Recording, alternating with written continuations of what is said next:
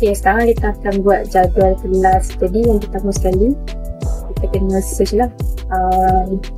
For example, kita boleh cari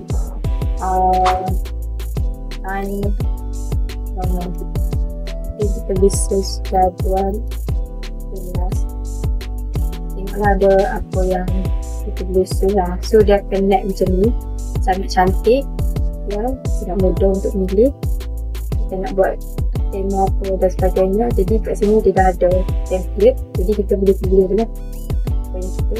Jadi dia ada 20,000 jenis template dalam ni. Jadi kita pilih lah yang ni kita nak. Contohnya saya nak jadual yang ni pro. Contohnya saya pilih yang free lah, yang senang saya nak adjust kan. Jadi mungkin yang ini lah ini. So dia akan ada customize this template kan. So kita tekan customize ni, and then okay, dia dah ada untuk kita. Jadi kita just masukkan je lah kita punya subjek apa yang kita nak kan. So kita boleh tekan kat sini lah macam biasa lah, kita text dan kita boleh pilih yang ni. Kita nak letak apa-apa. So text tu kita boleh adjust size dia. Jadi dia dah adjust nak besar mana apa semua kan. So kita boleh ni dulu. And then letaklah, contohnya kita ada subjek